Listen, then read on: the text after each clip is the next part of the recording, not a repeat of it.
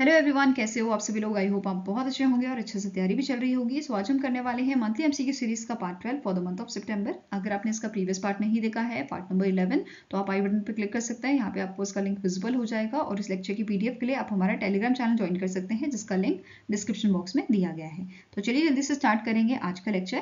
पहला आपको क्वेश्चन है, recently ministry of defence has appointed dash as a chief of air staff in a Indian air force. तो recently Indian air force के chief of air staff appoint किए गए हैं, जिनका नाम है अमरप्रीत सिंह, और इन्होंने रिप्लेस किसे किया है, विवेक राम चौधरी को रिप्लेस किया है। अब इसके अलावा आपको नोट करना है, अमरप्रीत सिंह जी जो थे ये आपके vice chief of air staff थे। अब इनकी जगह इनका अपॉइंटमेंट किया गया है सुजीत पुष्पाकर धारकर जो है, इनको अपॉइंट किया गया है as a vice chief of air staff. यहाँ पे आप इमेज देखेंगे तो अमरप्रीत सिंह जी ये हैं और vice chief of air staff आपके हैं सुजीत पुष्पाकर धारकर, सेकंड नंबर वाले।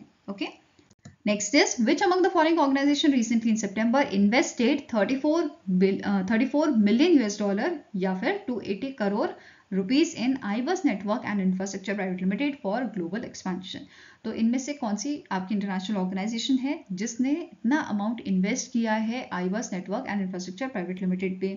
तो it is your member of World Bank group, जिसका नाम है इंटरनेशनल फाइनेंस कॉर्पोरेशन, आईएफसी द्वारा ये इन्वेस्टमेंट दी गई है। क्लियर है। आईबस की अगर बात करें, आईबस नेटवर्क की, इसके करंट एमडी एंड सीईओ है राम सेलारत्नम। हेडक्वार्टर्स का लोकेटेड आपका बेंगलुरु कर्नाटका में। Okay, next is the S&P Global Rating has recently in September retained India's GDP growth forecast at -% for financial year 2025। तो फाइनेंशियल ईयर 2025 के लिए इनकी जीडीपी ग्रोथ प्रोजेक्शन कितनी है? ये पहले भी इन्होंने जो है 6.8% दी थी और इसे इन्होंने रिटेन किया है 6.8% पे ही। इनके economic outlook Asia Pacific Q4 of 2024 में, वेयरएज यहाँ पे फाइनेंशियल ईयर 2024 के लिए 8.2% दी गई है, 2026 के लिए 6.9%, 27 के लिए 7% और 28 के लिए भी 7%। वेयरएज एशिया पैसिफिक रीजन की अगर बात करें तो ये प्रोजेक्शन 2024, 25, 26, 27 के लिए 4.4% दी गई है। फाइन। इन्फ्लेशन जो प्रोजेक्ट की गई है फाइनेंशियल ईयर 2025 के लिए 4.5% है, 26 के लिए 4.6%, फाइनेंशियल ईयर 2027 और 26 के लिए 4.6%, वेयरएज फाइनेंशियल ईयर 2028 के लिए 4.1% ये प्रेडिक्शन दी गई है इन्फ्लेशन की। Okay, next is name the movie that has been chosen as a India's official entry in the best foreign film category for 97th academy award या ऑस्कर अवार्ड जो आपके 2025 के होंगे, उसके लिए कौन सी मूवी को सिलेक्ट किया गया है? इट इज योर लापता लेडीज। ठीक है, किरण राव की आपकी मूवी है लापता लेडीज। इस मूवी को यहाँ पे सेलेक्ट किया गया है और ये मूवी सेलेक्ट की है 13 मेंबर जूरी ने of a film federation of India. ठीक है, which is headed by the director Jahnu Barua. ठीक है, जो आपके आसामीज डायरेक्टर हैं। ठीक है, असम डायरेक्टर हैं बेसिकली। अब यहाँ पे नोट करना है, जो 97th अकेडमी अवार्ड होंगे या ऑस्कर आपके अवार्ड होंगे 2025 के, ये कब होंगे? 2 मार्च 2025 को लॉस एंजलिस कैलिफोर्निया में ये होंगे। ठीक है, अब इसके अलावा जो ये आपकी लिस्ट जारी की गई थी जिसमें से सेलेक्ट करना था इन जूरी को कि कौन सी मूवी आपको भेजनी है, तो इस लिस्ट में 2 आपकी इंपॉर्टेंट मूवीज थी। एक आपकी हो गई आतम, जो मलयालम फिल्म है, इसे 70th national film award for best feature film का अवार्ड दिया गया है। वेयरएज जो all we imagine as light है, इस मूवी को ग्रैंड प्रिक्स अवार्ड दिया गया है, second highest award of the Cannes film festival. तो ये दोनों भी इंपॉर्टेंट हो जाते हैं। इसके अलावा 2023 की अगर हम बात करें तो कौन सी मूवी यहाँ पे सबमिट की गई थी ऑस्कर के लिए? 2018 एवरीवन इज अ हीरो। ठीक है, ये ध्यान में रखना है। Now next is name the personality who is crowned as a Miss Universe India 2024। तो 2024 की मिस यूनिवर्स इंडिया कौन बनी है? इनका नाम है रिया सिंघा, जो गुजरात से बिलोंग करती हैं। एंड ये जो आपका ब्यूटी पेंजेंट हुआ था, ये कहाँ पे हुआ था? ये जयपुर राजस्थान में हुआ था। और इनको रिया सिंघा को ये आपका जो क्राउन है किसने पहनाया था? उर्वशी रौतेला ने, जो आपकी मिस यूनिवर्स रही हैं 2015 की, मिस यूनिवर्स इंडिया रही हैं 2015 की। तो ये ध्यान में रखना है। रनर अप की बात करें तो Priyanchal Priya from Maharashtra, second runner up आपके थे Chhavi Verg from the New Jersey USA, then third runner up Sushmita Roy West Bengal से, एंड फोर्थ रनर अप आपकी नागालैंड से रही है रूप फुजो हानो from the Nagaland. Okay, now अब बात करेंगे यहाँ पे जो रिया सिंघा है इनको एक और अवार्ड दिया गया था, मिस ग्लैमरस सब title award during the 2024 miss universe India pension. इसके अलावा जो रिया है ये इंडिया को रिप्रेजेंट करेंगी 73rd मिस यूनिवर्स 2024 का जो पेंजेंट होगा आपका मैक्सिको में ये होगा in the month of November. Okay, अब यहाँ पे अगर बात करें 2023 की मिस यूनिवर्स कौन बनी थी, तो ये आपकी निकारागुआ की आपकी पार्टिसिपेंट थी शेनिस पैलासियोस, और इन्होंने जो है 72nd मिस यूनिवर्स पेंजेंट जीता था जो आपका एल सैल्वाडोर में हुआ था। वहीं पे अगर बात करें इंडिया की कौन कौन सी लेडीज हैं जो मिस यूनिवर्स बनी हैं, 1994 में सुष्मिता सेन बनी थी पहली आपकी मिस यूनिवर्स। देन 2000 में लारा दत्ता, 2021 में Harnaaz Kumar Sandhu. Okay, next, who has been recently in September appointed as a director of a National Crime Record Bureau? NCRB के नए आपके डायरेक्टर कौन अपॉइंट किए गए हैं? इनका नाम है आलोक रंजन। ठीक है, और इन्होंने रिप्लेस किसे किया है? विवेक गोगिया को इन्होंने जो है रिप्लेस किया है। यहाँ पे आप इनकी इमेज देख सकते हो। इसके अलावा यहाँ पे और भी अपॉइंटमेंट्स किए गए थे, जैसे अमित गर्ग को अपॉइंट किया गया है director of Hyderabad based Sardar Vallabhbhai Patel national police academy. Praveen Ranjan को अपॉइंट किया गया है special director general central industrial security force CISF का। देन विठल कुमार को स्पेशल डायरेक्टर जनरल बनाया गया है सेंट्रल रिजर्व पुलिस फोर्स का। देन आर प्रसाद मीना जो है इन्हें अपॉइंट किया गया है स्पेशल डायरेक्टर जनरल BSF का, बॉर्डर सिक्योरिटी फोर्स का। Okay, next is name the rocket that was recently in September launched by the China from the sea platform on a waters near the city of a Heyang to place 8 satellite into a planned orbit। तो ये rocket किसका था? तो ये rocket का नाम था आपका Jialong 3 जो चाइना ने लॉन्च किया था 8 सैटेलाइट को ऑर्बिट में प्लेस करने के लिए। Okay, next is CEO's spacecraft recently seen in news belong to which country? तो जो ये स्पेसक्राफ्ट है ये आपका रशिया का स्पेसक्राफ्ट था जिसने 3 क्रू मेंबर्स को आपका स्पेस से यहाँ लाया था धरती पे। ठीक है, अब ये 3 क्रू मेंबर्स कौन कौन थे? 2 तो आपके रशियन एस्ट्रोनॉट थे, इनका नाम है Oleg Kononenko and Nikolai Alexandrovich Chub, and third आपके थे नासा के एस्ट्रोनॉट ट्रेसी कैडवेल डायसन। ठीक है, ये तीनों को आपका जो है स्पेस से धरती पे लाया गया है और इनका जो आपका स्पेसक्राफ्ट था ये लैंड किया था कजाकिस्तान में। ठीक है, अब यहाँ पे नोट करने वाली बात क्या है कि जो ओलेग कोनोनेंको है इन्होंने वर्ल्ड रिकॉर्ड बनाया है। किस चीज का वर्ल्ड रिकॉर्ड? स्पेस में सबसे ज्यादा रहने का वर्ल्ड रिकॉर्ड, सबसे ज्यादा समय बिताने का वर्ल्ड रिकॉर्ड, और इनका रिकॉर्ड आपका है 1111 डेज का। ठीक है, इनसे पहले ये रिकॉर्ड आपका रशियन एस्ट्रोनॉट के पास था जिनका नाम है ग्रैंडी पेडल्का, और इन्होंने 878 डेज का रिकॉर्ड बनाया था। और इससे पहले ये रिकॉर्ड था आपका नासा के एस्ट्रोनॉट के पास फ्रैंक रूबियो जिनका नाम है 371 डेज का रिकॉर्ड था। ठीक है, नेक्स्ट क्वेश्चन है in September 2024 defence institute of physiology and allied sciences DIPAS जो लेबोरेटरी आपकी DRDO की, इन्होंने हैंडओवर किया है high altitude sustenance technology to which of the following organisation. तो DRDO की लेबोरेटरी ने इनमें से कौन सी ऑर्गेनाइजेशन है जिसे इस टेक्नोलॉजी को ट्रांसफर किया है, हैंडओवर किया है? तो it is power grid corporation India. ये क्लियर हुआ। अब जो ये ट्रांसफर हुआ है आपका, ये किया गया था, ट्रांसफर ऑफ टेक्नोलॉजी किया गया था ओरिएंटेशन वर्कशॉप में जो आपकी power grid corporation of India के रीजनल हेडक्वार्टर जो आपका लोकेटेड है जम्मू कश्मीर, वहां पे आपकी ऑर्गेनाइज की गई थी।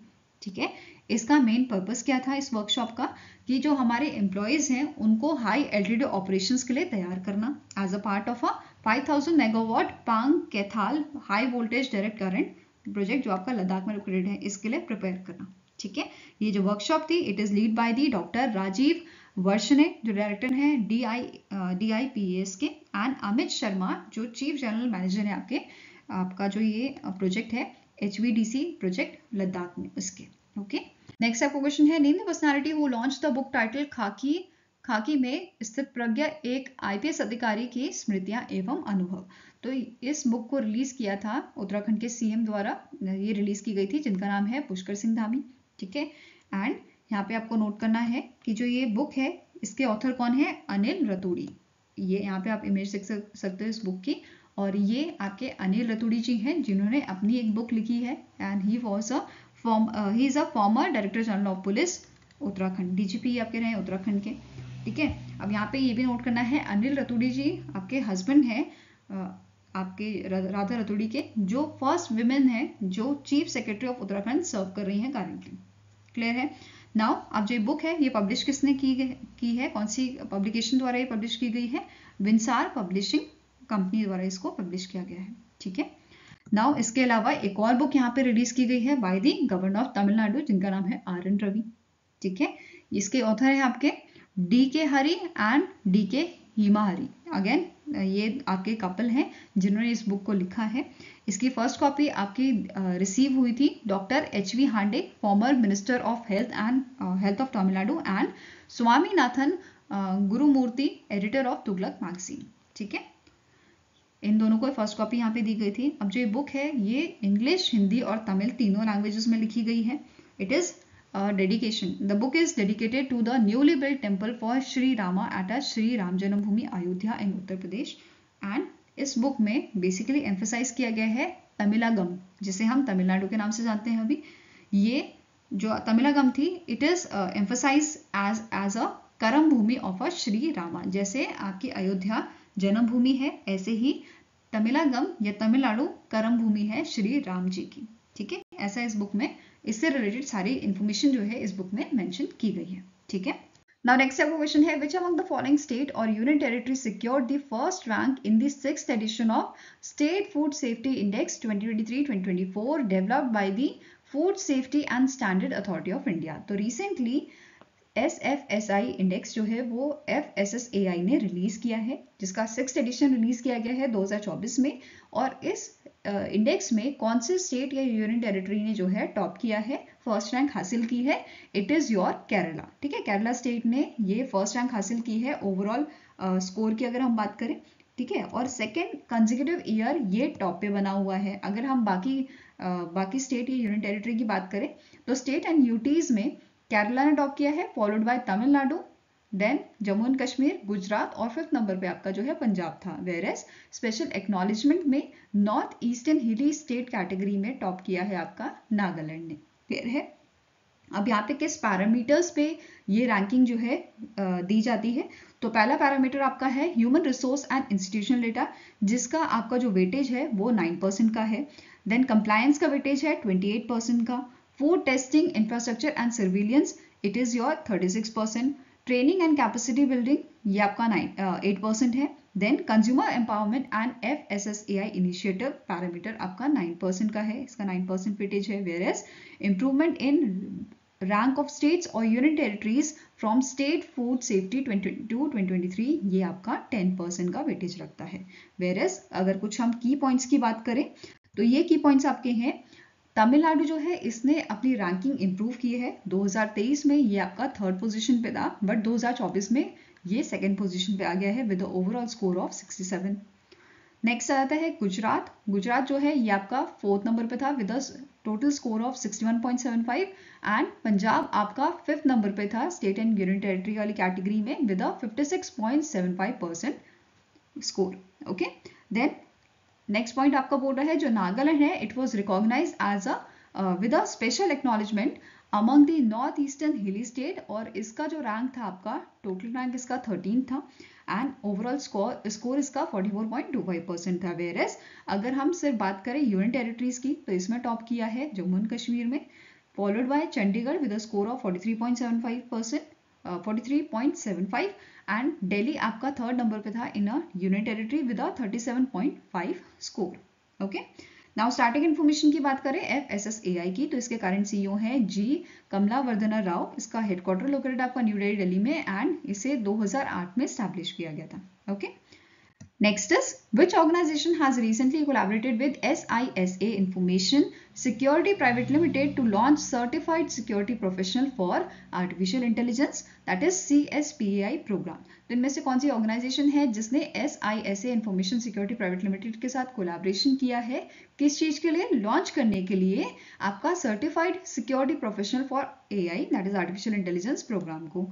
तो इस ऑर्गेनाइजेशन का नाम है Indian computer emergency response team, जिसे हम CERT इनके नाम से भी जानते हैं। और यहाँ पे ये इनिशिएटिव लॉन्च किया गया था डॉक्टर संजय बहल जो डायरेक्टर जनरल है CERT इनके, अलॉन्ग विद दर्शन शांतामूर्ति जो फाउंडर एंड CEO हैं आपके SISA के। ओके, एंड यहाँ पे इन्होंने जो है CSPI सर्टिफिकेट्स भी जो है प्रेजेंट किए थे साइबर सिक्योरिटी प्रोफेशनल्स को। Now okay, now next is CERT के आपका हेडक्वार्टर कहाँ लोकेटेड है? CERT इनका हेडक्वार्टर है आपका न्यू दिल्ली में, वेयर एज SISA का हेडक्वार्टर आपका है बेंगलुरु कर्नाटका में।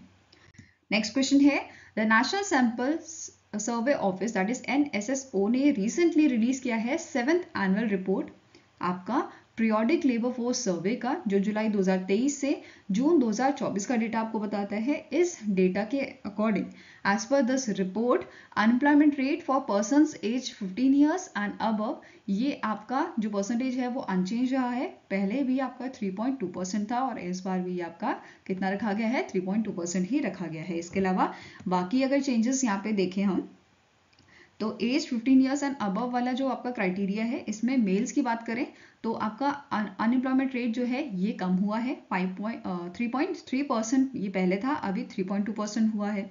देन फीमेल में ये आपका बढ़ा है 2.9%, पहले हुआ करता था, अभी ये 3.2% अनएम्प्लॉयमेंट रेट हमें देखने को मिल रहा है। देन अर्बन एरिया की बात करें तो यहाँ पे भी ये कम हुआ है 5.4% से 5.1% ये आपका हुआ है, ठीक है। एंड रूरल एरियाज में ये बढ़ा है 2.4% से 2.5%, ये हो गया है 2023-2024 के बीच में। वेयरएस यहाँ पे अगर हम बात करें लेबर फोर्स पार्टिसिपेशन रेट की, तो पहली आपकी जो कंडीशन है, मतलब ओवरऑल अगर हम बात करें 15 साल या 15 साल से अबव जो पर्सन्स हैं उनकी, तो यहाँ पे अनएम्प्लॉयमेंट रेट जो है लेबर फोर्स पार्टिसिपेशन का, लेबर फोर्स पार्टिसिपेशन रेट जो है ये आपका बढ़ा है 57.9% से 60.1% ये रहा है आपका। फीमेल में इंक्रीज हुआ है 37 से ये 41.7% हुआ है। मेल में भी ये बढ़ा है 78.5% से 78.8% हो गया है। देन रूरल एरिया और अर्बन एरिया की बात करें तो यहाँ पे भी हमें इसमें जो है ग्रोथ देखने को मिली है। ये आपका बढ़ा है 60.8% से कितना हुआ है 63.7%, और 50.4% से ये बढ़ के 52% हो गया है 2023-24 में। वहीं पे वर्कर पॉपुलेशन रेशियो की अगर हम बात करें तो इसमें आपका for persons of age with 15 years and above, इसमें हमें जो है ग्रोथ देखने को मिली है 56% से ये 58.2% हो गया है।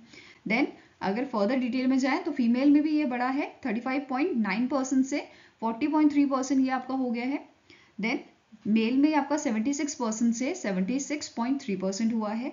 रूरल एरियाज में 59.4 से 62.1% हुआ है 2023-24 में। एंड आपका अर्बन एरियाज में जो आपका वर्कर पॉपुलेशन रेशियो है ये आपका कितना हुआ है 47.7% से ये बढ़ के 49.4% हुआ है। ओके, now next question है, the CM of Tripura Manik Shah recently in September has laid the foundation stone of water supply project। कहाँ पे आपका फाउंडेशन स्टोन रखा गया है? उदयपुर त्रिपुरा में, to boost drinking water supply in the state. और इस वाटर सप्लाई प्रोजेक्ट से 12 सिटीज जो आपके त्रिपुरा की हैं उनको ड्रिंकिंग वाटर सप्लाई किया जाएगा। अब क्वेश्चन क्या है कि इस प्रोजेक्ट के लिए कौन सी इनमें से ऑर्गेनाइजेशन है जिसने फंडिंग प्रोवाइड की है? तो it is Asian development bank. और कितनी फंडिंग है? 530 करोड़ की फंडिंग दी गई है, जिसमें से ऑलरेडी 330 करोड़ जो है आपका रिसीव किया जा चुका है। नाउ जो ये प्रोजेक्ट है ये इंश्योर करता है clean drinking water supply 12 cities में। कौन कौन सी सिटीज हैं? कोवई, मोहनपुर, रानेर बाजार, देन आपका भीश्रमगंज, मेलागढ़, उदयपुर, अमरपुर, बेलोनिया, कुमारघाट, धर्मेंद्र नगर, ठीक है, धर्मान नगर, कैलाशहार और अम्बासा, ये जो सिटीज हैं यहाँ पे ये वाटर सप्लाई किया जाएगा। अब स्टैटिक इन्फॉर्मेशन पूछी जा सकती है आपकी। त्रिपुरा जो है इसके चीफ मिनिस्टर कौन है? हमने पढ़ा मानिक शाह है, ठीक है। गवर्नर कौन है? इंद्रसेन रेड्डी नालू है। कैपिटल क्या है इसकी? अगरतला है। तो ये कुछ आपके स्टैटिक इन्फॉर्मेशन है जो बहुत रेयर होती है बट पूछी भी जा सकती है, ठीक है। Next is name the bank that has collaborated with easemytrip.com to launch a co-branded travel debit card। तो इनमें से कौन सा आपका पब्लिक सेक्टर बैंक है जिसने कोलैबोरेट किया है easemytrip.com के साथ और लॉन्च किया है इंडिया का पहला co-branded travel debit card? तो it is your bank of Baroda. कौन सा बैंक है? It is bank of Baroda और इस कार्ड का नाम है bank of Baroda easy my trip debit card, ठीक है, ये नाम है इसका। नाउ बैंक ऑफ बड़ौदा की स्टार्टिंग इन्फॉर्मेशन देखें तो एमडी एंड सीईओ कौन है इसके, देवदत्ता चंद। हेडक्वार्टर लोकेटेड आपका वडोदरा गुजरात में। It's tagline is India's international bank और इसे 1908 में स्टैब्लिश किया गया था। Next is which of the following general insurance company has partnered with BLS E-Services Limited to offer insurance products to customers across India? तो इनमें से कौन सा जनरल इंश्योरेंस कंपनी है जिसने BLS E-Services के साथ पार्टनरशिप की है ताकि जो इंश्योरेंस प्रोडक्ट्स हैं वो इंडियन कस्टमर्स तक पहुंचाए जा सकें, उनको ऑफर किए जा सकें? तो it is SBI general insurance. ठीक है, आंसर हो जाएगा ऑप्शन नंबर बी। इसके स्टार्टिंग इन्फॉर्मेशन देखें तो करंट एमडी एंड सीईओ इसके हैं नवीन चंद्र झा। हेडक्वार्टर लोकेटेड आपका मुंबई महाराष्ट्र में और इसे 2009 में जो है स्टैब्लिश किया गया था। एंड यहाँ पे क्वेश्चन बन सकता है इंश्योरेंस के एग्जाम में कि जो आपका SBI जनरल इंश्योरेंस है ये जॉइंट वेंचर कौन सी ऑर्गेनाइजेशंस का है? एक तो आपका SBI बैंक हो गया, ठीक है, दूसरा आपका इंश्योरेंस ऑस्ट्रेलिया ग्रुप का। ओके, नेक्स्ट क्वेश्चन है Moody's projected India's GDP to grow at -% for calendar year 2024। तो मूडी कंपनी ने इंडिया की जो आपकी ग्रॉस डोमेस्टिक प्रोडक्ट प्रोजेक्शन है, GDP प्रोजेक्शन जो है वो प्रिडिक्ट की है कैलेंडर ईयर 2024 के लिए कितना, 7.1% ये प्रिडिक्ट की गई है। तो आंसर क्या हो जाएगा? It is option number D. Fine. Previous projection कितनी दी गई थी? 6.8% दी गई थी फॉर कैलेंडर ईयर 2024, वेयरएज 2025 के लिए 6.5% दी गई है, 2026 के लिए 6.6% दी गई है। ठीक है, अब मूडीज की प्रेसिडेंट कौन है करंटली? इनका नाम है स्टेफन टिलेनको। हेडक्वार्टर लोकेटेड आपका न्यूयॉर्क यूएसए में और 2007 में इसको स्टैब्लिश किया गया था। फाइन। नेक्स्ट है which Indian actress has been honored with the prestigious award by South Korea government for strengthening the relationship between Korea and India? इनमें से कौन सी आपकी इंडियन एक्ट्रेस हैं जिनको ये ऑनर दिया गया है? तो आंसर आपका हो जाएगा, इनका नाम है अनुष्का सेन। ठीक है, ये आपकी जो है ब्रांड एम्बेसडर है ऑफ कोरिया टूरिज्म की। ठीक है, इनके साथ साथ यहाँ पे जो आनंद कुमार हैं जो फाउंडर हैं सुपर 30 के, इनको एम्बेसडर कोरियन टूरिज्म का बनाया गया था 2024 के लिए इन मंथ ऑफ अगस्त। तो ये दोनों चीज़ याद रखनी है। इसके अलावा यहाँ पे आप देख सकते हो इनको ये अवार्ड दिया जा रहा है और अवार्ड किसने इन्हें प्रेजेंट किया था? हुयुन वू किम जो CEO है सियोल बिजनेस एजेंसी के। ओके, नेक्स्ट क्वेश्चन है who is appointed as a next chairman cum managing director of a national aluminium company limited? NALCO कि आपके next chairman cum managing director कौन होंगे? इनका नाम है ब्रिजेंद्र प्रताप सिंह, जिनका टेन्योर 1 नवंबर से स्टार्ट होगा और ये रिप्लेस करेंगे श्रीधर पात्रा को, जिनका टेन्योर 31 अक्टूबर 2024 को जो है फिनिश हो जाएगा। यहाँ पे आप इमेज देख सकते हैं ब्रिजेंद्र प्रताप सिंह। ठीक है, अब स्टार्टिंग इन्फॉर्मेशन देखें तो नैल्को जो है ये आपकी नवरत्ना कंपनी है। ठीक है, एंड इसका हेडक्वार्टर कहाँ लोकेटेड है? भुवनेश्वर उड़ीसा में। 1981 में इसको जो है स्टैब्लिश किया गया था। Fine. Next is who has been appointed as a 16th Prime Minister of Sri Lanka by the Sri Lankan President Anura Kumara Disankhya? अभी हमने रिसेंटली पढ़ा था कि श्रीलंका के आपके जो प्रेसिडेंट हैं अनुरा कुमारा दिसंख्या बनाए गए हैं और अब बात हो रही है यहाँ प्राइम मिनिस्टर की। तो 16th प्राइम मिनिस्टर यहाँ पे बनाए गए हैं हरिनी अमर सूर्या। ठीक है, आंसर आपका हो जाएगा यहाँ पे ऑप्शन नंबर सी और ये आपकी 3rd विमेन PM बनी है श्रीलंका की। क्लियर है? नेक्स्ट क्वेश्चन है which organisation sold for ₹320 crore to the Japanese Konoike transport company limited under the alternative mechanism empowered by the cabinet committee on economic affairs that is CCEA? तो इस organisation का नाम आपका है फेरो स्क्रैप निगम limited. कौन सी organisation है? फेरो scrap निगम limited, जो आपकी सब्सिडी है MSTC लिमिटेड की and it is also a mini Ratna second company. इसका हेडक्वार्टर कहाँ लोकेटेड है? भिलाई छत्तीसगढ़ में लोकेटेड है। फाइन। नेक्स्ट क्वेश्चन है which country won the gold medal in both open and women section of 45th international chess federation chess olympiad जो आपका Hungary Budapest में हुआ था? तो यहाँ पे ये टाइटल इंडिया ने जीता है। इंडिया ने पहली बार दोनों आपके जो सेक्शन है मतलब ओपन और विमेन सेक्शन इन दोनों में गोल्ड मेडल जीता है। तो ये ध्यान में रखना है, फर्स्ट टाइम इंडिया ने ये टाइटल आपका जीता है। अब ओपन सेक्शन में इंडिया ने गोल्ड के साथ साथ हैमिल्टन रसल कप भी जीता है।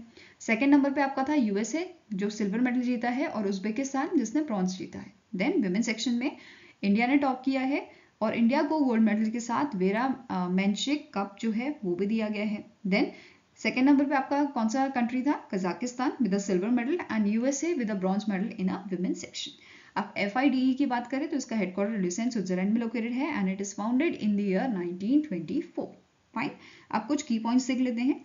जैसे जो टीम इंडिया है, टीम इंडिया को गैप्रिन-डैशविली कप भी दिया गया था। अब ये कप दिया जाता है जब दोनों ही सेक्शन में कोई टीम विनर रहती है, ठीक है। अब ये ट्रॉफी प्रेजेंट किसने की थी? FIDE के प्रेसिडेंट आर्कडी डोरकोविच एंड नोना गैप्रिन-डैशविली, जो पहली विमेन जिन्हें ग्रैंड एम्बेसडर बनाया गया था। ओके, ये क्लियर हुआ। नाउ अब इस टूर्नामेंट के बाद, ये दोनों सेक्शन जीतने के बाद, जो अर्जुन एरिगेसी हैं, इनका जो रैंक है ये 3rd रैंक हो गया था और डी गुकेश का जो रैंक है ये आपका 5th रैंक हो गया था FIDE रेटिंग्स में। क्लियर है। नाउ स्टार्टिंग इन्फॉर्मेशन देख लेते हैं। जो चेस ओलंपियाड है इसकी शुरुआत आपकी की गई थी 1927 में, ठीक है। पहला चेस ओलंपियाड आपका ऑर्गेनाइज किया था tournament of nations as a tournament of nations by the international chess federation in 1927, जो आपका लंदन यूके में हुआ था। और इनॉग्रल एडिशन किसने जीता था? हंगरी ने जीता था। देन 1915 में आपका जो है 9th एडिशन हुआ था और यहाँ पे इवेंट जो है अब हर 2 साल में होने लगे थे। इसके बाद 1952 आया जहाँ पे इस टूर्नामेंट का नेम चेंज कर दिया गया, इसको रीनेम कर दिया गया as a chess olympiad. Then 1957 में विमेंस चेस ओलंपियाड भी स्टार्ट कर दिया गया और ये आपका हुआ था कहाँ पे? 1957 में नीदरलैंड में। देन 1972 में दोनों ही इवेंट्स, जो विमेन चेस ओलंपियाड है और जो आपका चेस ओलंपियाड है, ठीक है, ये दोनों ही आपके इवेंट्स साथ साथ होने लगे थे। बट 1974 में इन्होंने अगेन इसको सेपरेट कर दिया, ये अलग अलग होने लगे। वेयरएस 1976 में दोबारा से ये आपके जो इवेंट्स थे, दोनों इवेंट्स ये साथ साथ होने लगे थे। इसके अलावा लास्ट पॉइंट, जो आपकी रशिया है, रशिया की जो टीम है, इसने सबसे ज्यादा आपके जो है ये आपकी कह सकते हो सक्सेसफुल टीम है, क्योंकि इसने कंबाइंड टाइटल्स जीते हैं और 24 टाइटल्स जीते हैं कंबाइंड, ठीक है। नेक्स्ट क्वेश्चन है, in September 2024 team Europe won the 7th edition of a लेबर cup 2024 which was held in dash. तो 7th एडिशन आपका लेबर कप का कहाँ पे हुआ था? ये हुआ था बर्लिन जर्मनी में, ठीक है। अगर लेबर कप की बात करें तो ये लेबर कप आपका मेंस टेनिस टूर्नामेंट होता है जिसमें 2 टीम आपकी होती है, एक तो टीम यूरोप होती है और टीम वर्ल्ड होती है, ठीक है। ये दोनों टीम पार्टिसिपेट करती हैं इसमें। और यहाँ पे एक और चीज, जो लेबर कप है ये किस प्लेयर के नाम पे रखा गया है? तो ऑस्ट्रेलिया के आपके प्लेयर थे रॉड लेवर, उनके नाम पे ये कप रखा गया है, जिन्होंने 10 सालों में, ठीक है, 1960 से 1969 के बीच में इन्होंने जो है 11 ग्रैंड स्लैम जीते थे। क्लियर हुआ। नाउ वापस क्वेश्चन में आएंगे। ये आपका 7th एडिशन जो है टीम यूरोप ने जीता था और टीम यूरोप का ये 5th टाइटल था। इससे पहले 2017, 2018, 19 और 2021 में इन्होंने ये टाइटल जीता है। वेयरएस अगर यहाँ पे कैप्टन्स की हम बात करें तो टीम यूरोप के कैप्टन आपके थे बेजॉन बॉग, स्वीडन के आपके प्लेयर हैं। टीम वर्ल्ड के कैप्टन आपके थे John Macron from the America, ठीक है, फ्रॉम द USA, ओके। और ये टूर्नामेंट आपका सितंबर के मंथ में हुआ था, 20 से 22 आपका सितंबर को ये हुआ था। क्लियर है। नेक्स्ट है, name the ministry that has launched the 2nd edition of tobacco free youth campaign 2.0, जो आपका न्यू दिल्ली में आपका लॉन्च किया गया था, ठीक है। तो ministry of health and family welfare द्वारा इसको लॉन्च किया गया था और इसके जो यूनियन मिनिस्टर हैं इस इवेंट में प्रातापारो गणपत्रो जाधव जो हैं, जो यूनियन मिनिस्टर हैं ministry of health and family welfare के, इनके द्वारा इस कैंपेन को लॉन्च किया गया था, जो 60 डे इवेंट है। और इस कैंपेन में जो है आपका अवेयरनेस, बेसिकली अवेयरनेस कैंपेन ये है जो 60 दिन तक आपका चलेगा। अब इस लॉन्च इवेंट में जो है 3 इंपॉर्टेंट गाइडलाइंस आपकी जो है लॉन्च की गई थी। कैसी गाइडलाइंस है ये? हेल्थ वर्कर गाइडलाइन, ठीक है। दूसरी है standard operating procedure for village to be a tobacco free and the guidelines for law enforcers for effective implementation of tobacco control laws. तो ये 3 गाइडलाइंस आपकी लॉन्च की गई थी। इसके अलावा यहाँ पे आपकी बाइक रैलीज भी हुई थी, जिसमें आपके 2 फेमस बाइकिंग ग्रुप इन्वॉल्व थे। एक तो आपका हो गया हार्ली ओनर्स ग्रुप, दूसरा है daily bikers breakfast run. Clear है।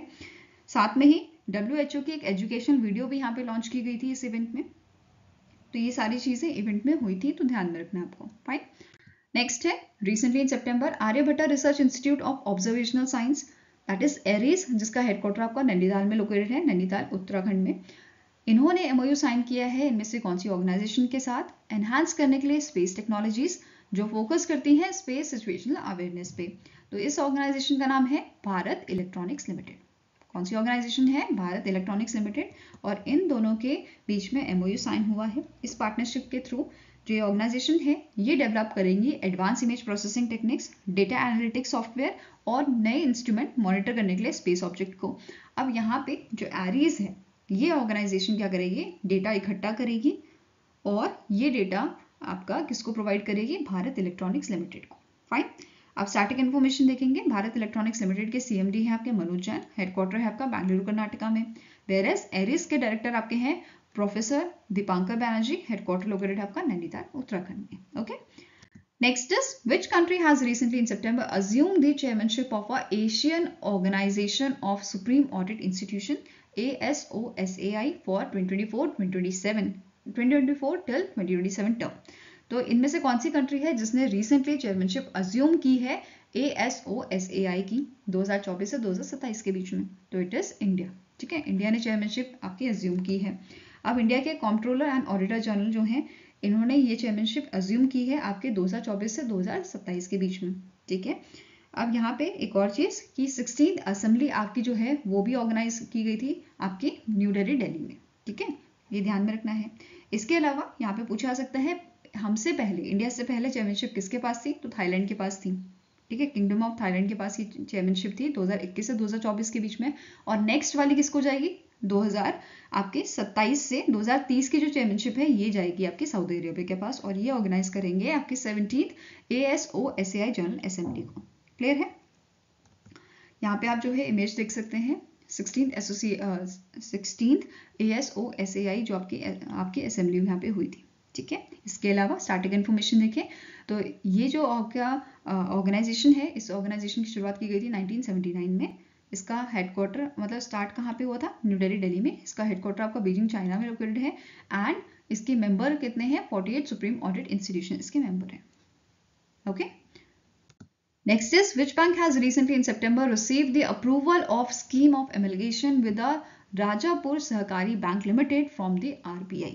तो इनमें से कौन सा बैंक है जिसको बेसिकली अप्रूवल मिला है कि उस बैंक में मर्ज हो जाएगा आपका राजापुर सहकारी बैंक लिमिटेड, मतलब वो अपने में मर्ज कर सकेगा राजापुर सहकारी बैंक लिमिटेड को। और ये दोनों ही बैंक आपके मुंबई बेस्ड बैंक है। कौन सा ये बैंक है? मलाड सहकारी बैंक लिमिटेड। ठीक है, ये क्लियर हुआ। Now under section 44A and section 56 of banking regulation act ये आपका जो है मतलब ये जो एमलगेशन है ये आपका सैंक्शन किया गया है बाय द RBI। अब इस सैंक्शन के बाद क्या होगा? जो राजपुरा सहकारी बैंक है इसके जो एम्प्लॉयज हैं वो अब एब्जॉर्ब कर लिए जाएंगे आपके मलाड सहकारी बैंक में। जो भी अकाउंट्स थे, लोन्स थे, वो सब कौन हैंडल करेगा? आपका मलाड सहकारी बैंक। और यहाँ पे जितनी भी ब्रांचेस हैं अब वो कन्वर्ट हो जाएंगे आपके मलाड सहकारी बैंक में। क्लियर है? Next is name the country that has won the 4th Intercontinental Cup 2024 held at Gandhi Mohanachandra Balayogi Athletic Stadium in Hyderabad, Telangana. तो इनमें से कौन सी कंट्री है जिसने 4th एडिशन आपका इंटर कॉन्टिनेंटल कप का जीता है? तो इट इज सीरिया। किसने जीता है? सीरिया। और सीरिया ने 3-0 से इंडिया को जो है डिफीट किया था। क्लियर है? 4th एडिशन जो है ये ऑर्गेनाइज किसने किया था? ऑल इंडिया फुटबॉल फेडरेशन द्वारा इसको जो है ऑर्गेनाइज किया गया था और इसमें 3 टीम ने पार्टिसिपेट किया था, सीरिया, इंडिया और मॉरिशस ने। इसके अलावा बात करें अगर इंडिया की तो इंडिया ने ये टाइटल कब जीता है? 2018 में जीता था और केनिया को यहाँ पे हराया था 2018 में इंडिया ने। और 2023 में भी टाइटल जीता था by beating the Lebanon by 2-0। ओके, Next is which brand recently in September became the official sponsor of a International Federation of Association Football, that is FIFA Women's World Cup 2027 and FIFA World Cup 2026। तो इन दोनों ही event का official sponsor recently in month of September कौन बना है? It is Lay's. कौन बना है? लेस बना है। इसके अलावा कौन कौन से आपके स्पॉन्सर्स हैं? लेस के अलावा Lenovo, Verizon and bank of America ये आपके ऑफिशियल स्पॉन्सर हैं 2026 के फीफा वर्ल्ड कप के। ठीक है, वेरेस विमेन्स वर्ल्ड कप 2027 के लेस, लेनोवो एंड वेरिजॉन आपके ऑफिशियल स्पॉन्सर हैं। क्लियर हुआ? Next is as per the Asian development outlook update of September release by the Asian development bank, India's growth forecast for financial year 2025 has been projected at dash। तो financial year 2025 का GDP जो forecast है वो कितना project किया है Asian development bank ने? इनका जो एशियन डेवलपमेंट आउटलुक था सितंबर का, उसमें कितना मेंशन किया गया है? It is 7%। कितना मेंशन किया है? 7% मेंशन किया है। वेरस फाइनेंशियल ईयर 2026 के लिए ये मेंशन किया गया है, प्रोजेक्ट किया गया है 7.2%। इसके अलावा यहाँ पे इन्होंने इस रिपोर्ट में मेंशन किया है गवर्नमेंट डेबिट जो है ये प्रोजेक्ट किया है कि ये आपका डिक्रीज होएगा 58.2% in financial year 2024 to financial year 2025 में ये हो जाएगा 56.8%। वेरस करंट अकाउंट डेफिसिट की बात करें इंडिया की, तो ये आपका 1% ऑफ जीडीपी रहेगा फाइनेंशियल ईयर 2024 में and 1.2% in financial year 2025। Consumer inflation की बात करें तो ये आपका बढ़ेगा 4.7% आपका फाइनेंशियल ईयर 24 में ये आपका प्रेडिक्ट किया गया है, ठीक है। और ये क्यों बढ़ेगा? Due to elevated food prices despite higher agriculture output expectations. Okay, अब स्टार्टिंग इन्फॉर्मेशन देखें तो एशियन डेवलपमेंट बैंक के प्रेसिडेंट कौन है? मासात्सुगो असाकावा। हेडक्वार्टर लोकेटेड आपका मैंडलियोंग सिटी, मनीला, फिलीपींस में। 1966 में इसे स्टैब्लिश किया गया था और करंट मेंबर्स इसके हैं आपके हैं 68 मेंबर्स। ओके, नाउ नेक्स्ट बात करेंगे इंटरनेशनल और नेशनल डेज की। तो पहला आपका डे है world rose day for cancer patient. इसे आपका ऑब्जर्व किया जाता है 22 सितंबर को। अब यहाँ पे इंपॉर्टेंट चीज क्या है? कैंसर केसेस इंडिया के जो हैं उस पर थोड़ा गौर करने की जरूरत है। जैसे Indian council of medical research national cancer registry programme के तहत यहाँ पे एस्टिमेट किया गया है कि इंडिया के अगर हम कंपेयर करें 2022-2023 के डेटा को, तो 2022 में इंडिया के जो कैंसर केसेस थे वो आपके 14,61,427 थे। वेरस 2023 में ये बढ़ के आपके हो गए हैं 14,96,972 केसेस।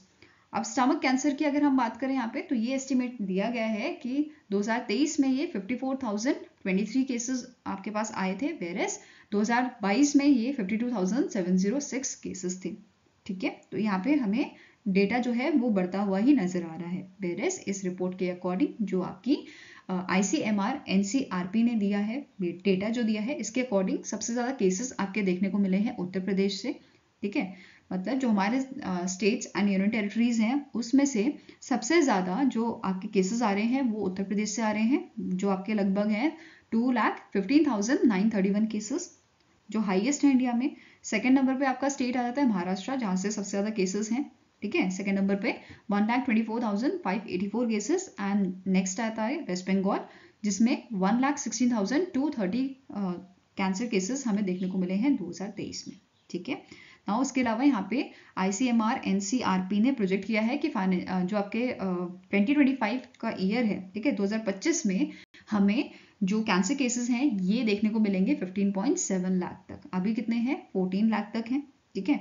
ये हमारा 15.7 लाख तक ये 2025 में पहुंच जाएगा, ऐसा प्रेडिक्शन किया गया है, ऐसा प्रोजेक्शन किया गया है। Okay, next is world car free day.